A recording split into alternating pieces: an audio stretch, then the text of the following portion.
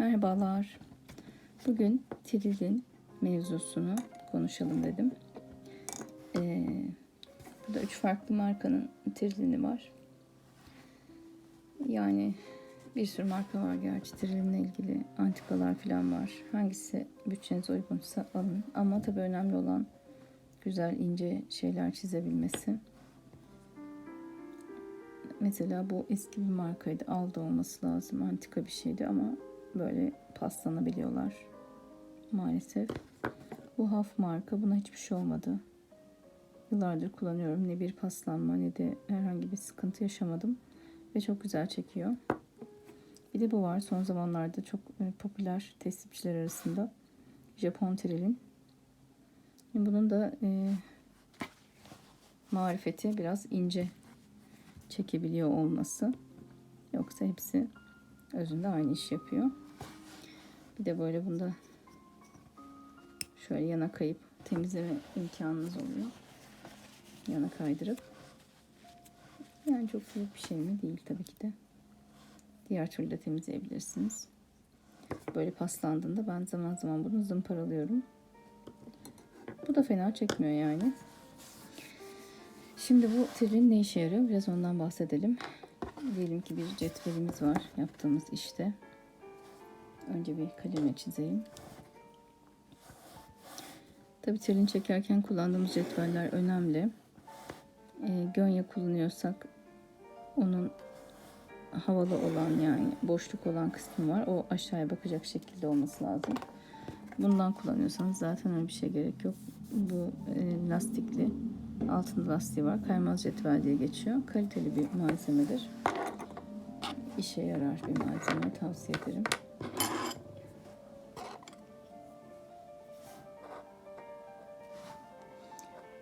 Biz tabi normalde cetvelimizde altın kullanıyoruz ama şu anda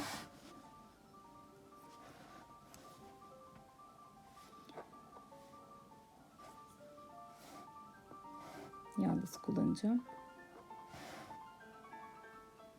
Kıymetli altınımı burada kullanmayacağım tabii ki de. Şimdi cetvel çekerken önemli bir husus, bu çizdiğim çizgiyi yarım milim kadar görecek şekilde cetvelimi ayarlıyorum ve çizgimi çekiyorum. Tamamını yapmadım. Yine aynı şekilde çizgimi gördüm. Üzerinden geçiyorum. Daha sonra içini dolduruyoruz. Diyelim ki bu altın cetvel.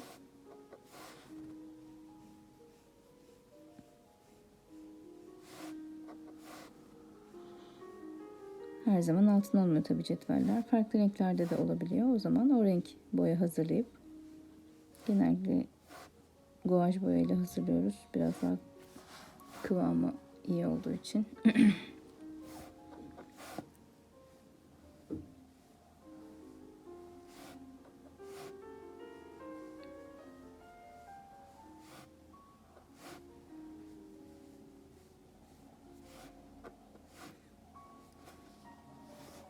Böyle sürer gider bu iş zaten. Şimdi sürerken de tabii böyle azar azar ucundan alıp sürmüyorum. Yoğun kıvamda sürüyorum. Böyle biraz yoğurt kıvamında.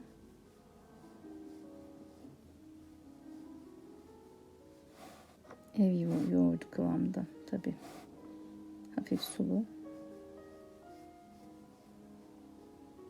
Bitti. Şimdi bu kurusun.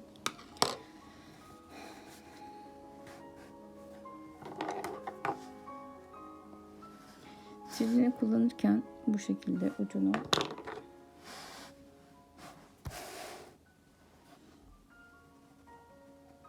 vidayı çevirdiğimizde gördüğünüz gibi açılıyor. Kalın, istediğimiz kalınlıkta çekebiliyoruz. Tabii her trilinin belli bir kapasitesi var. Çok açtığımızda boyayı tutmayıp dökecektir. O kadar büyük yapamıyoruz. İşte incelterek istediğimiz incelikte. Mesela bir de kalın çekelim.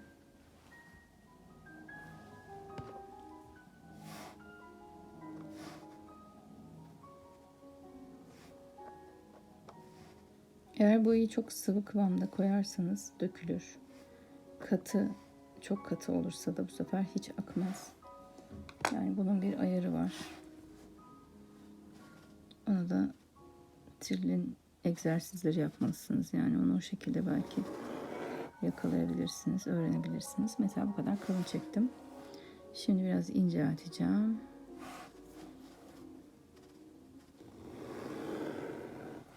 Biraz daha ince çektim. Birazcık daha inceltiyorum.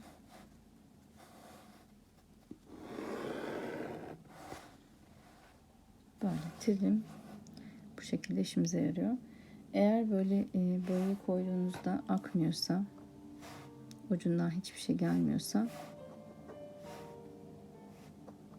ucu tıkanmış demektir. Bazen dolduruyoruz, hemen kullanmıyoruz.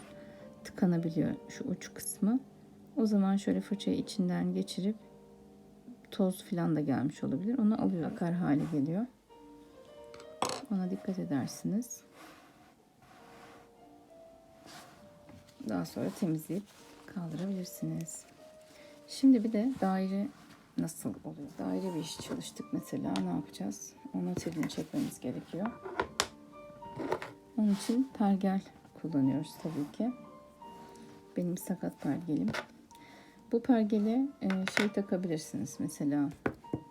Bu bir setti. Bunun içinden de çıkmıştı ama şu an nerede bilmiyorum. Diyelim ki bu trilinin ucunu çıkaracağım.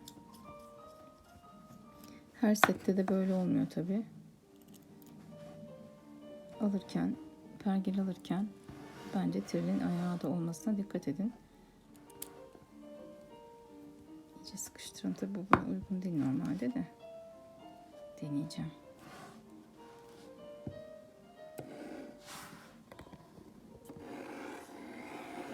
Böyle yapabileceğiz. Ama önce çizmemiz gerek. Şöyle bir ayak var. Bu ayrı satılıyor. Rapido ayağı diye geçiyor. Ama bazı setlerin içinde de var. Yine de ben bunu ayrı olarak aldım. Çünkü bu çok güzel. Gerçekten tam oturuyor. Hatta bu trilinimi bile takabiliyorum buna. Sağlam bir şekilde oturuyor. Ama tabii dediğim gibi her rende rahat kullanabiliyorum.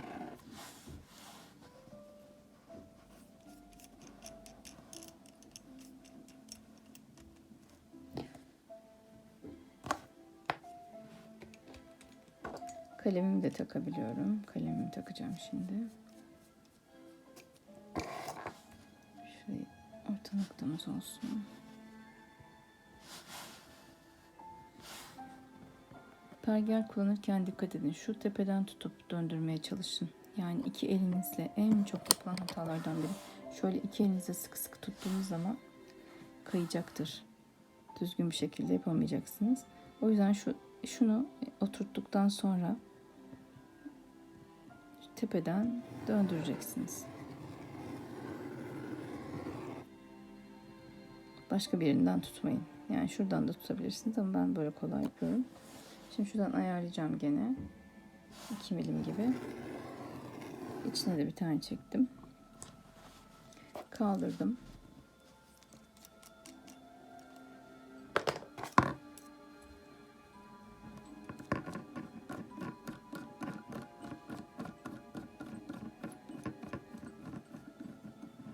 Tülünü yerleştirdim. Boyamı yanıma alayım.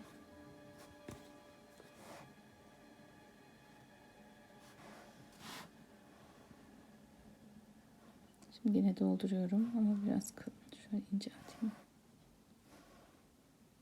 Şu şekilde sürerek içini dolduruyorum. O zaten içine doluyor gördüğünüz gibi.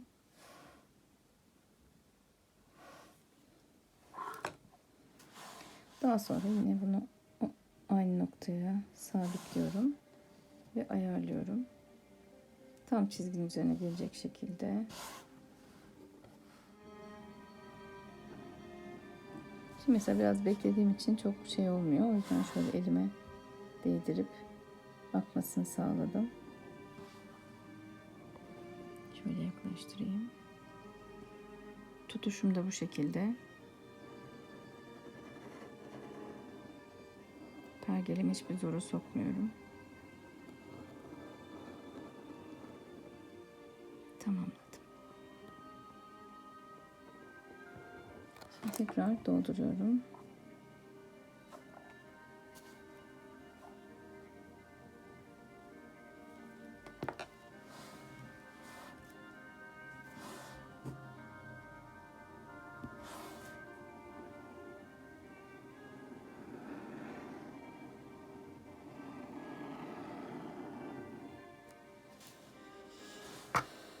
Bu kadar.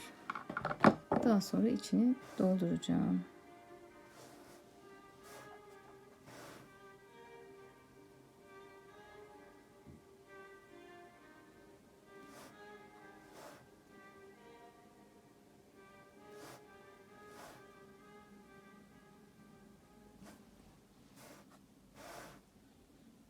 Yine yoğun kıvamda, ev yoğurdu kıvamında.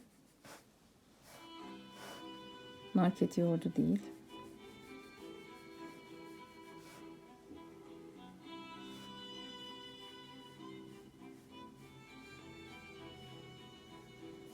Siz bunu tamamladım farz edin.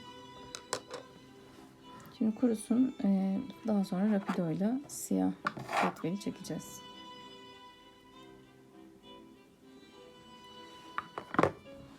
Şöyle bir setimiz var.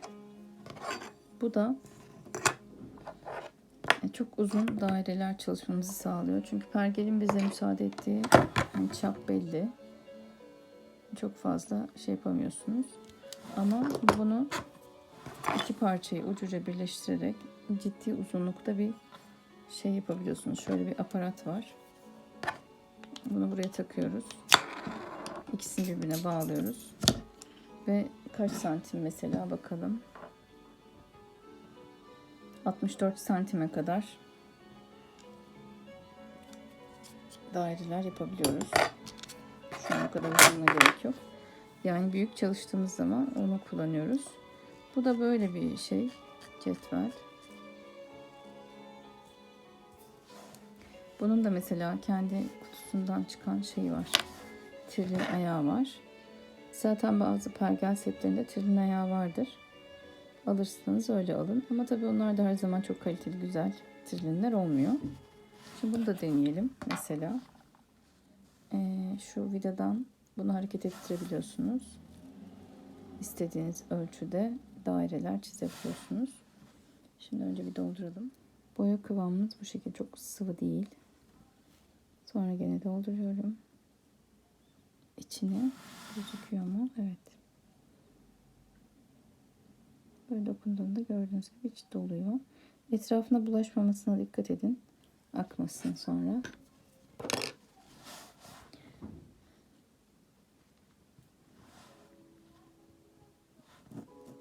Şuradan sabit bir şekilde tutup biraz açıkmış. Onu doldurmam lazım. Kalın bir çizgi oldu o yüzden.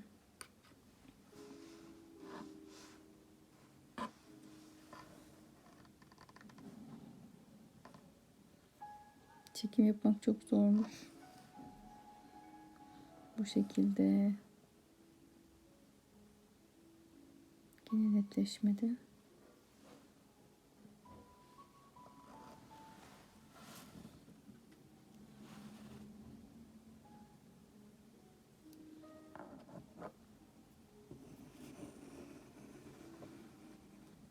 Bitti. Bu da bu şekilde.